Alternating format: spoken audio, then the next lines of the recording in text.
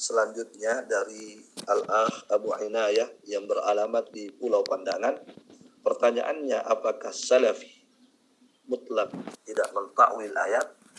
Mohon pencerahannya Ustaz. Syukran, jazakallahu khairan.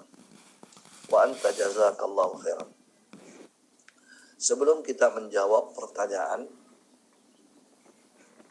terlebih dahulu kita ingin mengetahui apa makna ta'wil.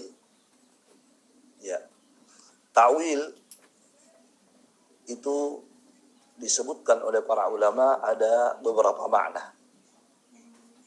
Makna yang pertama bisa bermakna tafsir. Bisa bermakna tafsir. Ya. Seperti doa Rasulullah sallallahu alaihi wasallam untuk sahabat yang mulia Ibnu Abbas, Allahumma faqihu fid din wa 'allimhu ta'wil. Ya Allah, fahamkanlah kepada Ibnu Abbas ilmu agama secara mendalam dan detail, dan ajarkanlah kepadanya ta'wil. Sebutkan dalam doa Rasulullah, ajarkanlah kepadanya ta'wil. Maknanya apa di sini? Tafsir. Itu ajarkan kepadanya ilmu tafsir. Oleh karena itu, Ibnu Abbas itu adalah salah satu penafsir terbaik dari kalangan sahabat. Kenapa? Sebab sudah mendapatkan doa dari Rasulullah SAW. Jadi ini makna yang pertama. Makna yang kedua, ta'wil itu bisa bermakna hakikatus syai'. Hakikat sesuatu. Hakikat sesuatu. Ya, bagaimana hakikatnya? Bagaimana keadaan sebenarnya? Itu makna ta'wil yang kedua. Hakikatus syai'.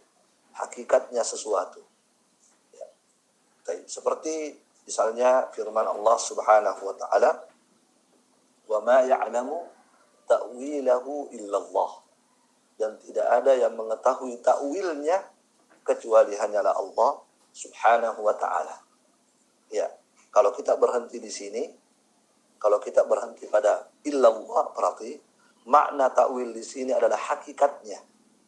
Jadi tidak ada yang mengetahui hakikatnya kecuali hanya Allah Subhanahu wa ta'ala. Ya. Ini yang kedua. Baik. Ya, misalnya ketika kita membahas tentang tertawa, Allah tertawa. Bagaimana tertawanya Allah? Wallahu a'lam. Tidak ada yang mengetahui hakikatnya. Hakikat tertawanya Allah kecuali hanyalah Allah. Ketika kita mengatakan Allah punya tangan.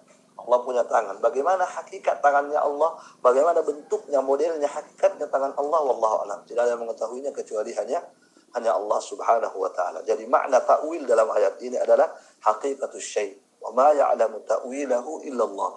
Tidak ada yang mengetahui ta'wilnya kecuali hanyalah Allah. Maksudnya apa? Tidak ada yang mengetahui hakikatnya sesuatu itu kecuali hanya Allah Subhanahu wa ta'ala. Baik. Itu makna yang kedua. Makna yang ketiga, ta'wil bisa bermakna imtithal. Ya, imtithal artinya melaksanakan. Melaksanakan itu biasa kalau ada perintah ya. Imtithal melaksanakan perintah. Ya, seperti misalnya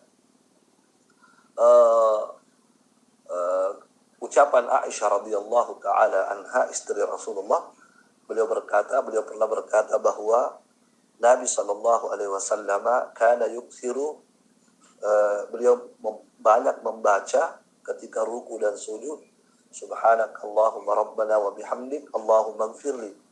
Nabi banyak membaca di akhir-akhir hayatnya ketika ruku dan sujud, subhanakallahumma rabbana wa bihamdik Allahumma ighfirli. Ya. Yata'awwalul ayah. Beliau melakukan itu yata'awwalu dalam rangka mentakwil ayat. Maksudnya di sini apa? Mentakwil ayat dalam rangka melaksanakan perintah Allah dalam ayat. Melaksanakan imtithal dalam rangka melaksanakan, mengikuti, mengerjakan perintah Allah dalam ayat, yaitu dalam surah An-Nasr, idza jaa nasrullahi wal fath wa ra'aitan nasa yadkhuluna fi dinillahi afwaja fasabbih bihamdi rabbika wastaghfiruh. Bertasbihlah ya dan memujilah Allah serta beristighfarlah. Maka dalam ayat ini Allah Subhanahu wa taala menyuruh Nabi Muhammad sallallahu alaihi wasallam untuk di akhir-akhir hayat beliau untuk memperbanyak apa? Memperbanyak bertasbih, kemudian bertahmid, kemudian beristighfar. Ya, itulah bacaan yang Nabi baca, subhanakallahumma rabbana wa bihamdik Allahumma maghfirli. Ini makna yang ke berapa? Yang ketiga ya. Kemudian makna yang keempat adalah sarful lafzi. Sarful lafzi an zahirihi, ya, sarful lafzi an zahirihi ila ghairihi, ila ghairi zahirihi li dalilin, ya, kurang lebih seperti itu ya. Jadi maknanya takwil yang keempat adalah memalingkan lafaz suatu ayat atau suatu hadis, memalingkan lafaznya dari makna zahirnya kepada makna yang lain. Dipalingkan sebuah lafaz, apakah dari Al-Quran atau hadis, dari makna zahir kepada makna yang tidak zahir, karena ada dalil. Itu makna takwil yang keempat ya. Jadi misalnya ada ayat zahirnya, lafaznya zahirnya seperti ini, kemudian dirubah kepada makna lain. Kenapa dirubah kepada makna lain? Karena ada dalil. Baik, ini makna takwil yang disebutkan oleh para ulama.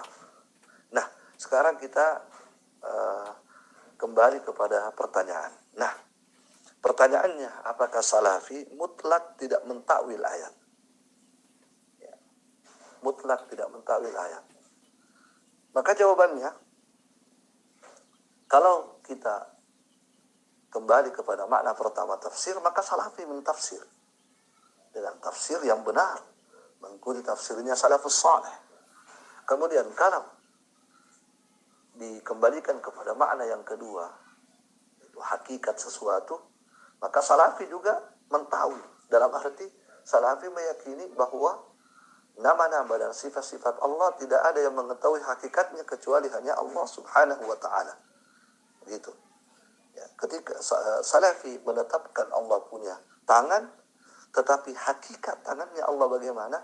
Wallahu a'lam. Tidak ada yang mengetahui kecuali hanya Allah Subhanahu wa ta'ala. Ya. Allah Subhanahu wa ta'ala marah. Salafi menetapkan Allah punya sifat marah. Bagaimana hakikat marahnya Allah? Apakah sama dengan marahnya manusia? Wallahu a'lam. Tidak sama sekali. Bagaimana modelnya, bagaimana hakikatnya? Wallahu a'lam. Tidak ada mengetahuinya kecuali hanya Allah Subhanahu wa ta'ala. Kalau kita kembali kepada makna yang makna yang ketiga tadi, yaitu imtithal, menjalankan, melaksanakan, mengikuti perintah Allah, maka salafi juga mentakwil. Ya, dalam arti mengikuti. Kalau ada perintah Allah, perintah Rasulullah, maka salafi mentakwil dalam arti mengikuti, melaksanakan perintah tersebut.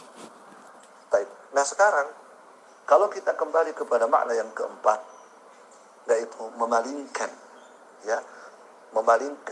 sebuah lafaz, apakah Al-Quran atau hadis, ya, atau sebuah kalimat, apakah Al-Quran atau hadis, dari makna zahir, makna lahiriah kepada makna yang lain karena ada dalil. Maka salafi pun melakukan hal tersebut. Salafi pun kadang mentakwil. Ya, dalam arti apa tadi? Memalingkan makna zahir kepada makna yang lain. Merubah lafaz zahir kepada lafaz yang lain. Kenapa? Karena ada dalil. Ya. Tetapi perbedaannya salafi dengan selain salafi, kalau salafi itu memalingkan sebuah lafaz dari zahirnya kepada yang lain, itu kalau ada dalil. Kalau ada dalil. Tapi kalau tidak ada dalil, tidak. Itu bedanya. Kalau tidak ada dalil, maka tidak dirubah makna dari zahirnya. Tidak dipalingkan, tidak dirubah lafaz tersebut kepada makna yang lain. Tapi kalau ada dalil, maka salafi melakukan ta'wil.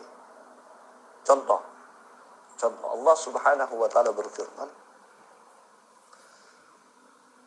"Fa idza qara'tal Qur'ana fasta'idz billahi minasy syaithanir rajim."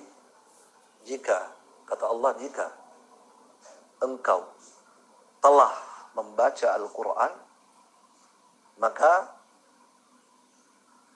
berlindunglah kepada Allah Subhanahu wa taala dari syaitan yang terkutuk. Perhatikan lafaz ayat ini. Apa kata Allah? Fa'idha qara'ta, jika Anda telah membaca Al-Quran. Lafaznya bagaimana? Telah membaca. Sudah membaca. Jadi lafaznya itu zahirnya adalah telah membaca. Kenapa? Sebab lafaz ayat ini itu dalam fi'il madhi, kata kerja yang telah lampau. Jika Anda telah membaca, maka berlindunglah kepada Allah dari syaitan yang terkutuk. Itu bacalah a'udzubillahi minasyaitonir rajim. Kalau kita melihat zahirnya ayat bacaan ta'awud, bacaan a'udzubillahi minasyaitonir rajim itu dibaca setelah apa? Setelah baca Al-Qur'an. Itu lahiriahnya ayat, zahirnya ayat. Tetapi apakah seperti itu yang dimaksud ayat? Apakah kita mengamalkan ayat ini sesuai dengan zahirnya? Tidak. Tapi kita butuh mentakwil. Kita butuh memalingkan makna zahir kepada makna yang lain. Ya, maka kita palingkan maknanya. Fa idza qara'ta, ya maksudnya apa? Fa idza aradta an taqra. Jadi fa idza qara'ta, jika Anda telah membaca Al-Qur'an, kita rubah menjadi apa? Kita rubah lafadznya, kita rubah dari makna zahirnya kepada makna apa? Jika Anda ingin membaca. Jadi Anda telah membaca dirubah menjadi apa? Jika Anda ingin membaca. Kenapa kita rubah demikian? Sebab ada dalil. Mana dalilnya? Dalilnya adalah hadis-hadis Rasulullah sallallahu alaihi wasallam. Di mana dalam hadis-hadis disebutkan, diterangkan bahwa Nabi membaca ta'awud itu ketika ingin baca Al-Quran, bukan setelah baca. Gitu kan? Ya. Nabi SAW ketika membaca Al-Quran, itu Nabi membaca ta'awud kapan? Setelah membaca atau sebelum? Sebelum. Ya, kalau begitu makna ayat ini tidak sesuai dengan zahirnya.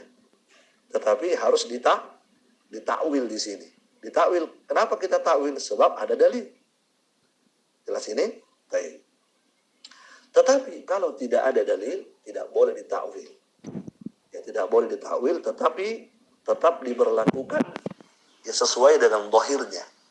Tetap diberlakukan sesuai dengan zahirnya. Ketika Allah Subhanahu wa taala menyebutkan Ar-Rahmanu 'alal arsy istawa. Allah Ar-Rahman di atas ars istawa. Sebutkan istawa. Tinggi. Ya kan? Ya. Sebagian orang merubah menjadi istaula. Nah, apakah ada dalil? Tidak ada. Ya. Tidak ada dalil di situ. Maka kita tidak boleh merubah-rubah zahirnya. Tidak boleh. Ya. Ketika Allah Subhanahu wa taala menyebutkan Allah punya tangan. Bal yadahu mabsuutatan. Ya, misalnya bahkan dua tangan Allah terbentang. Ya. Lima khalaqtu biyadayya. Ya. Kenapa kalian tidak mau sujud kepada Adam yang aku ciptakan Adam dengan dua tangan? Dengan dua tangan disebutkan dengan dua tangan. Ya, zahirnya apa? Zahirnya ayat adalah tangan. Nah, apakah boleh kita merubah tangan menjadi nikmat? Menjadi kekuasaan atau kekuatan atau kudrah? Tidak boleh kita rubah dari zahirnya menjadi makna lain. Kenapa? Karena tidak ada dalil di sini. Nah, ini disinilah perbedaannya antara salafi dengan ahlul bidah. Kalau salafi ketika mereka mentakwil ayat, mereka mentakwilnya dengan dalil. Kalau selain salafi, mereka mentakwil ayat dengan hawa nafsunya. Wallahu a'lam.